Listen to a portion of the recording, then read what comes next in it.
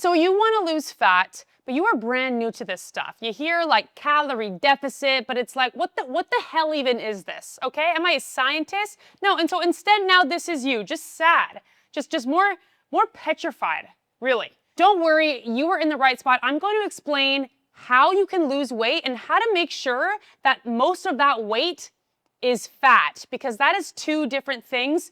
We're going to get into it. Don't worry.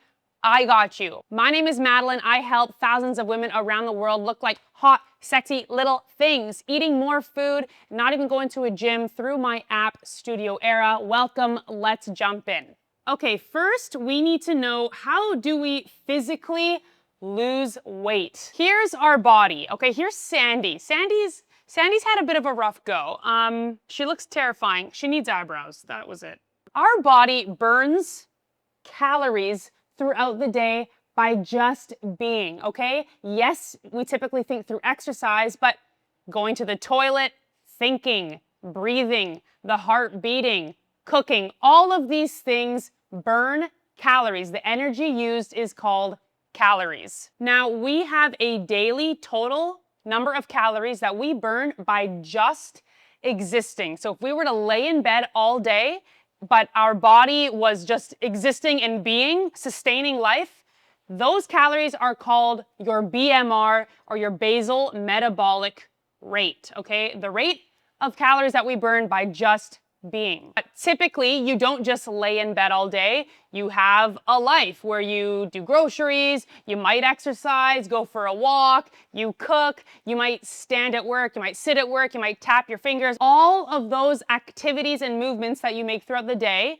on top of, just sustaining life, your bodily, functions, this makes up your TDEE, or your total daily energy expenditure.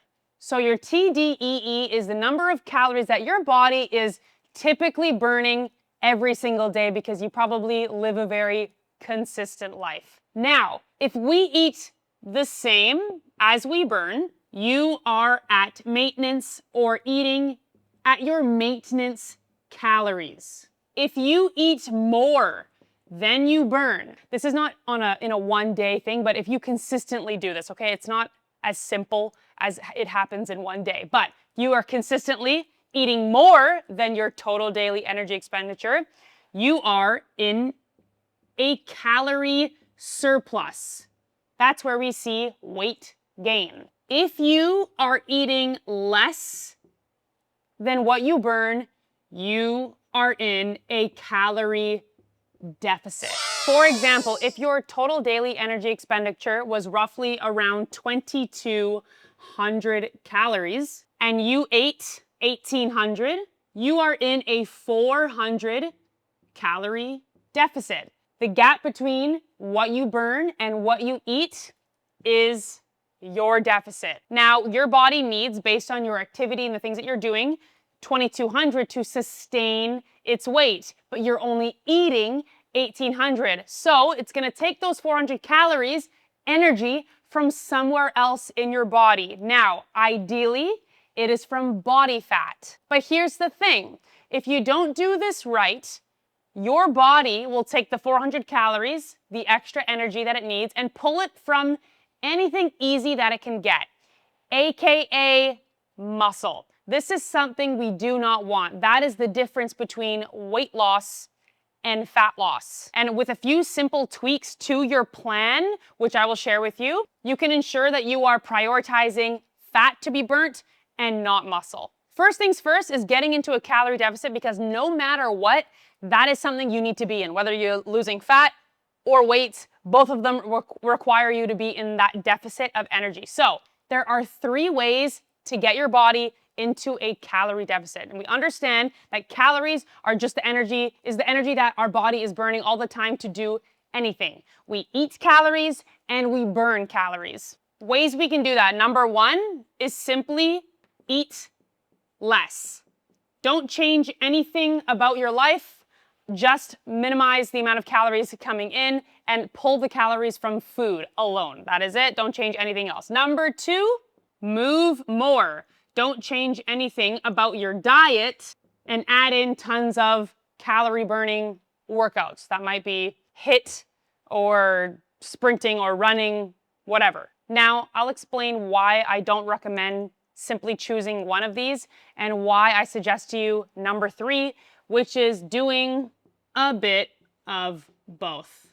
Eat a bit less, move a bit more, boom, you've got a calorie deficit. Okay, let's talk about each one because I really want you to understand the why. Number 1, you decide to just eat less and change nothing else about your exercise regime or just your daily life habits. Why I don't love this. Eating less and less over time for you to lose weight becomes very draining, okay? Our body thrives on food. Shocking, I know, but you need energy to burn energy.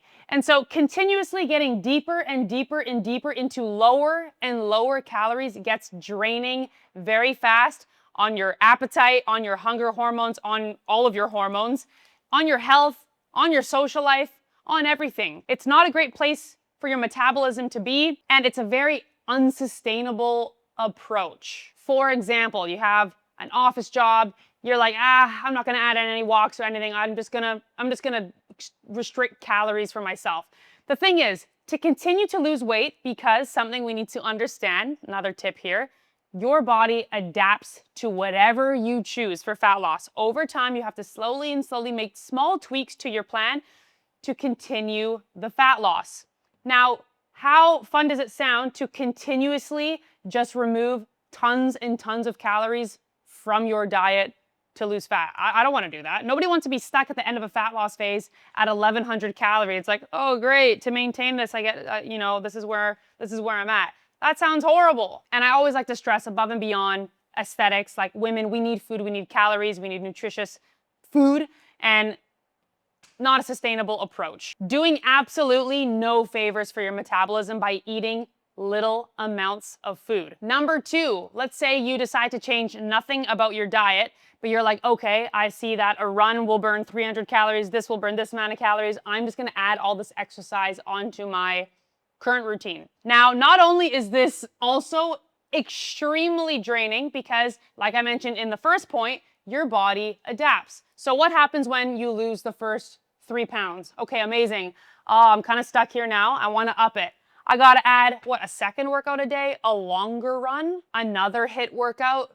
Maybe I'm working out twice a day. Number 1, for time management, this is going to be pretty brutal, let alone completely draining for the nervous system. Your body needs to rest, and adding all these things that burn tons of calories onto your plate that you now need to recover from, that also spike hunger because it burns a lot of calories doing these taxing things, right? We kind of get into this vicious cycle of like, oh my God, I'm doing tons of HIIT workouts. I literally work out harder than anyone I know, and I have stubborn belly fat. Okay, that's what happens when you start relying on high intensity exercise and not looking into the diet. I've been there. I actually lived there for quite some time, okay?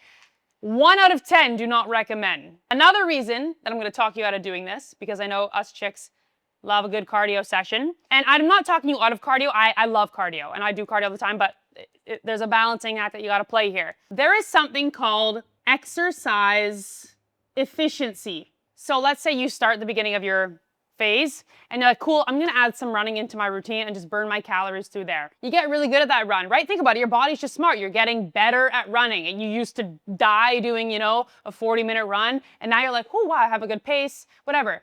That you're getting fitter, which is amazing, but your body is more efficient at that exercise and you're now burning less calories doing it. Yes, you've made awesome progress on the cardiovascular health front, like that's amazing, but if you are using that to lose fat, now you gotta up the game to continue that calorie burn. So you might have burned 300 calories the first month, but weeks 5 and 6, it's down to like, 260, 250, okay, a couple months in, it's only 200, like, I don't want to keep running to lose fat, and like how much time and energy, and that's a draining cycle. We can all agree that's pretty unsustainable. To make this all kind of make sense in my mind, I like to kind of just share exactly what I picture in my head, and hopefully it resonates with you. Just think about you in the wild like 1,000 years ago, right? If you were somebody that was out, digging all day long for produce, I don't freaking know. If you were someone that had to dig for food all day long, your body would get very good and efficient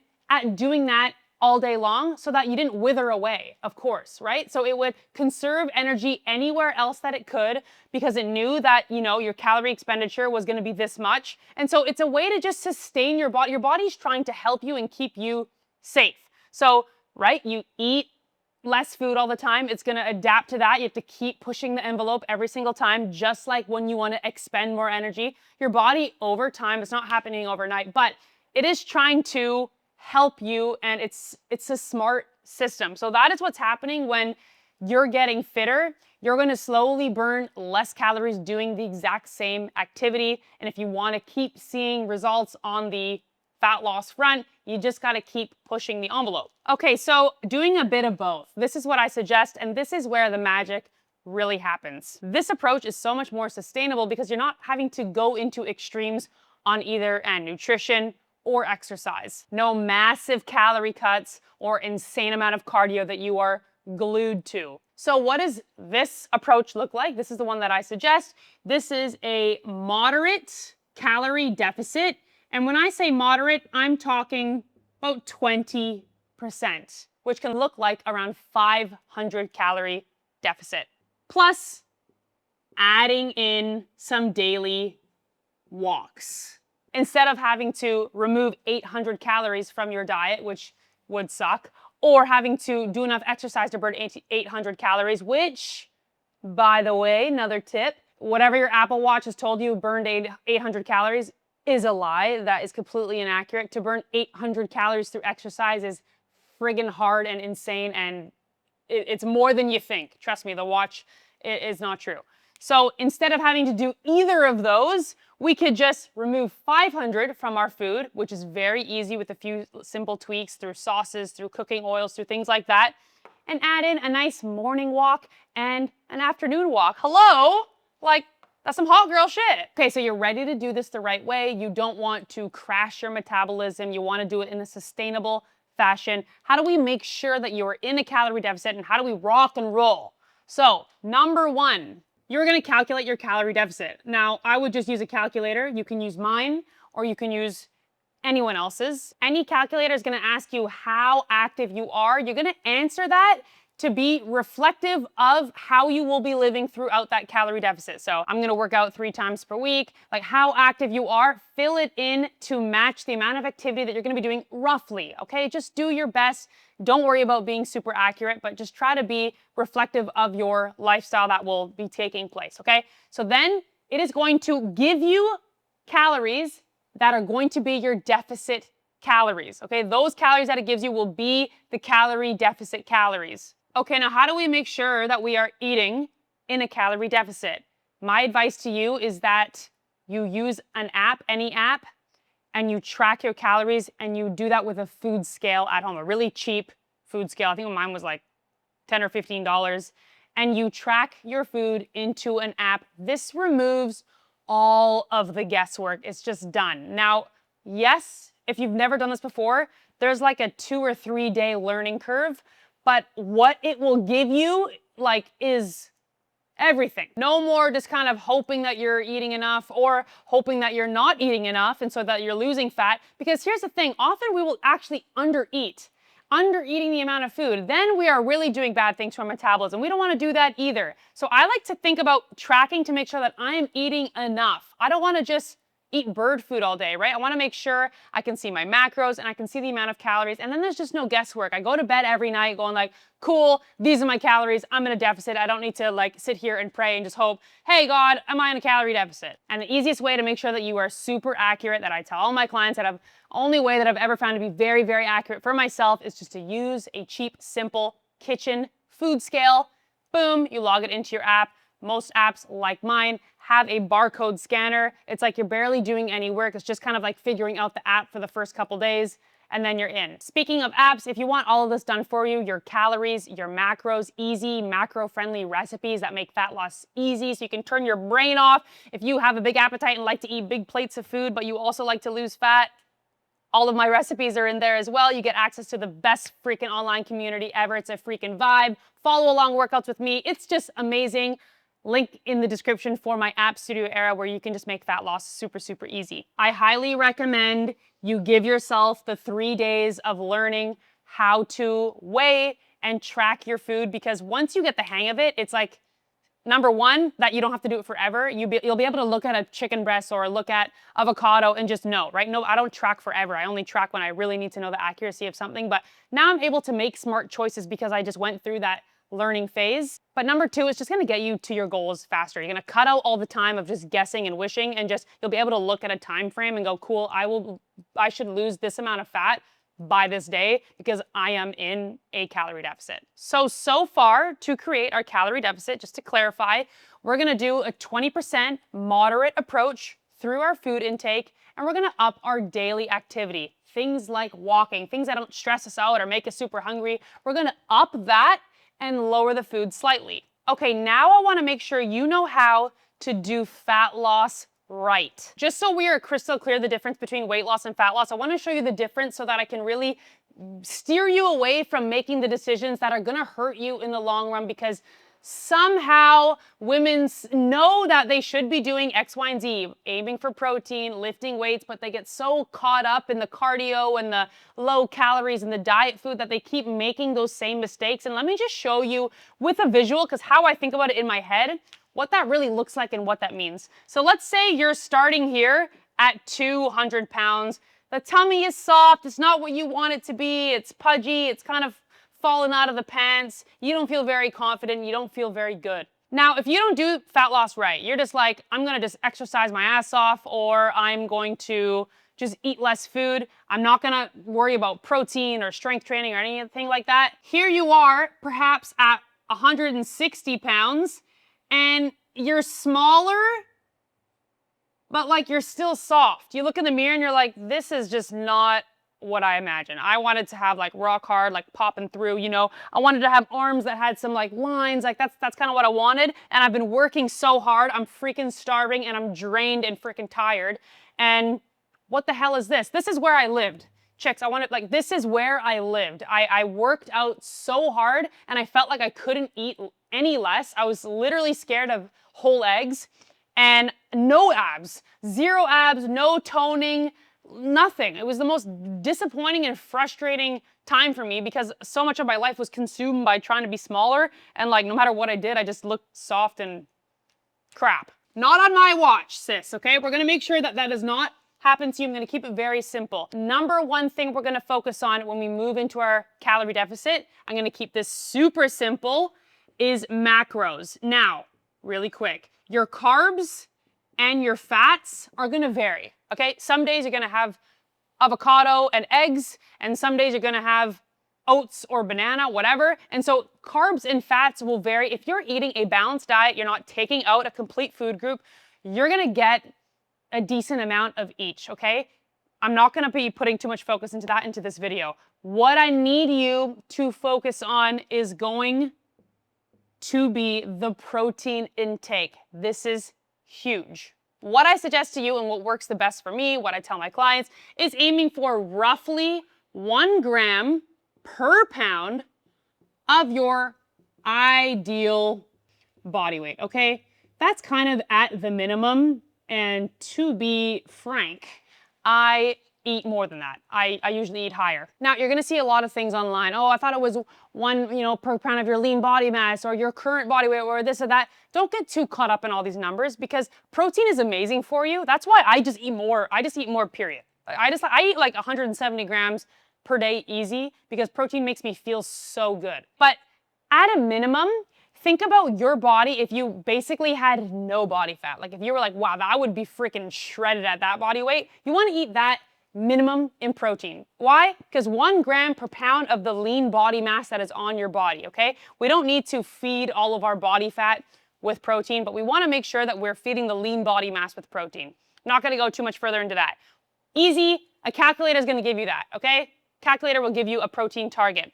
Why is this so important to making sure that we look hard and sculpted and our metabolism stays humming while we are losing body fat? Number one, muscle needs protein. We want a healthy metabolism, we want muscle. If we want muscle, we need protein.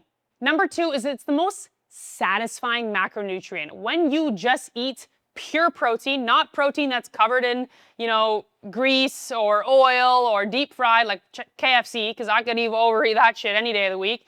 Lean protein. Like, think about a roasted freaking chicken breast out of the oven. How many times are you like, oh, I just couldn't stop. Like, I just ate thousands of calories. No, it doesn't really happen, right? It's very satisfying. It's super satisfying. So that's why I like to eat tons of it. It's always a big portion of my plate because I feel more full at the end of my meal. Number 3 benefit for wanting to really prioritize protein, especially all the times, but especially in a fat loss phase, is that it has the highest thermic effect out of all 3 macronutrients. Now remember, you're using calories to do all of the things, think, breathe, even digest food. So something cool to know, 5 to 10 of the calories that we take in from carbs just get used to process the carbohydrates, 5 to 10. Fats, 0 to 3% of the calories, meaning that we absorb, basically every calorie that we intake from fat. Protein, cool fact if you didn't know, 20 to 30% of the calories that we intake get used just to digest the protein. Now, I don't want you to take that into account and go, okay, well, if it was 200, then now it's only 170 calories. Don't do that. But, okay, you are going to be burning more calories by just eating protein compared to these, right? We need all 3. Don't take a little bit of this video and go, okay, cool, great, I'm only gonna eat chicken breast for the rest of my life. No, we need all of these things, but when you're making your plate, it's gonna help you think, okay, wow, I'm not gonna go heavy on the avocado and small on the chicken breast. I'm gonna switch around these ratios a little bit. So eating protein is getting that metabolism going. That is a big reason that it helps with fat loss. You're more full, you're burning more calories just eating it, you're holding on to muscle. I mean, it's like all signs point to your body really wants protein, right? It's like rewarding you in every direction to eat it. So that's why I eat a ton of protein, and why it helps with fat loss and also staying lean. Okay, next we need to incorporate something that is going to signal to your muscles, hey, we don't want to burn you. We want you to stay. We want to drop that body fat on top. You probably guessed it. That is from strength training. By eating protein and doing forms of resistance training, working against a force, it could be yourself or a dumbbell, whatever that may be, is signaling to your muscles, hey, even though you're in a calorie deficit, we need you and we want you, right? We are using you and fueling you. And we looking like a toned hottie. Something super simple, 3 times per week, I would say at a minimum, if you could commit to, like 30-minute workouts. I would start with something like 3 full body workouts. Maybe you want to do upper, lower, full. You want to do full, full, full, but you just want to be working all of your muscle groups. Couple heavy dumbbells at home. That's all you need, okay? You don't need to invest in a gym. Absolutely not. Get some dumbbells at home and commit to 3 30-minute sessions per week where you really get your muscles working. I've got a gajillion of these workouts on my app. If you're worried about how to do exercises, I cue you the whole way through. I'm not wasting your time doing a bunch of fluffy shit. We do it right so that you can focus on the other things in life. Again, that is in my app. So what happens now? You drop the body fat, you're more satisfied, you're getting stronger. Because of the combo of calorie deficit, but protein and strength, you're looking much leaner. You're enhancing your health and your longevity and your metabolism. Bada bing, freaking bada boom. So the plan, just so we're crystal clear, we're gonna find our calorie deficit and our protein target. We are going to commit to a daily activity goal or step count goal. Something really easy, 7, 8, 9, 10, 11, 12,000 steps per day. Pick whatever one is going to be sustainable for you and what is more than you're doing now. And just set that standard for yourself for your fat loss phase. Commit to a step count goal. So now we are making sure we're burning more throughout the day. We're not stressed. We're not needing to recover from that. We're eating a little bit less. We're focusing on the protein. And we're going to keep ourselves accountable by using some way, whatever, maybe it's a journal or it's a digital app, but something that you know for sure, at least for the first bit, that you are eating the amount that you need to be eating to be maintaining that calorie deficit. Now, how about how long? Quick calorie deficit FAQ. How long? I suggest 12-week blocks of being in a calorie deficit. Remember at the beginning of the video, we talked about how your body is adapting, your metabolism is adapting to kind of keep you safe. So we're gonna keep doing that for about 12 weeks. Then we're gonna come up to maintenance, our new maintenance at our new body weight, and we're gonna hang out for at least a month, okay? If you have more body fat to lose, you're gonna wait till your body can just kind of recalibrate, sustain this weight at least a month before you do another fat loss phase. Another common question I get is, how do I know how many calories to be eating? I've done 470 billion calculators and they all give me different numbers. Sis, you just gotta choose one. That's it. Okay, none of them are going to actually know you better than you know you and your body knows you, right? So they're all just doing their best guess too. So they're all very similar calculations. My advice is to go with the highest number that you've got, okay? People usually come to me and go, why are your calorie deficit calories so high? You wanna start high and lose fat with the most amount of food, not as little, right? That's why people, oh, I wish I could eat like you. I eat a lot of food. I've been able to lose fat while eating a ton of food, and that's how I teach women to do it. But if you're gonna do a bunch of calorie calculators out there, choose the one that gave you the highest. Start there.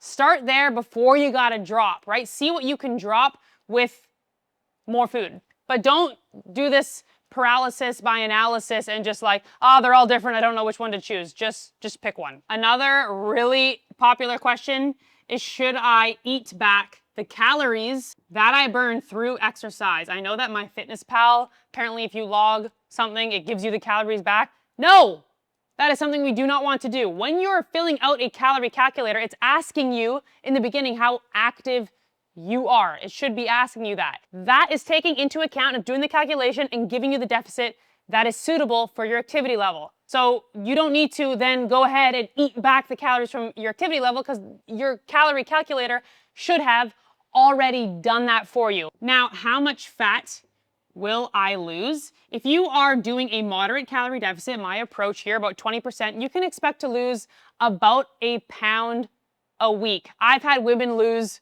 many more than that in a week, especially if you're at the beginning or you've got a substantial amount of fat to lose. And the leaner you get, the harder it is to basically maintain that fat loss, and you'll more see body recomposition happening in the mirror.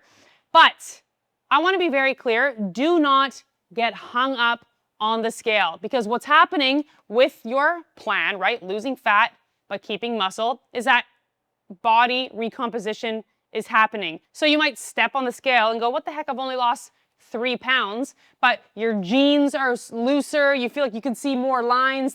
That's you getting leaner. But because the scale doesn't reflect that, it might disappoint you, and I really want you to not get hung up on that number. Pay attention to what you see in the mirror, how your clothes are fitting, and I love taking front, side, and back photos and do them at the same time every week. Do them, every Friday morning after you do a pee, and start to notice the changes. Because, for example, right, I've had so many women go, oh, I was disappointed, I only saw, 4 pounds lost on the scale, but I've done measuring tape, I've done pictures, and I've lost inches here, my back is shredded. These things are always happening, but if you put all your energy into just one single number that changes all the time due to your digestion, your water intake, all these things, it can kind of be very disappointing, but also extremely misleading. It's such a small part of the story. Now, this whole thing, getting into a calorie deficit, losing the body fat, is a learning process. As you get deeper and deeper into a calorie deficit, into a fat loss phase, you get more efficient, you find new tricks, you find meals, you find new ways of doing things, new habits that make your life easy, and it all becomes simpler as you go. It is a learning process. It's not about being perfect every single day, but it's being consistent and being committed to, finding that better version of yourself. Things won't always go to plan, okay? That's just life. That's part of the plan, is that it doesn't go to plan. But stay patient, prioritize your health, your well-being, do things that your body is gonna love you for, and you are going to see the results that you want. Now, all that's left to do is crush it. You got this.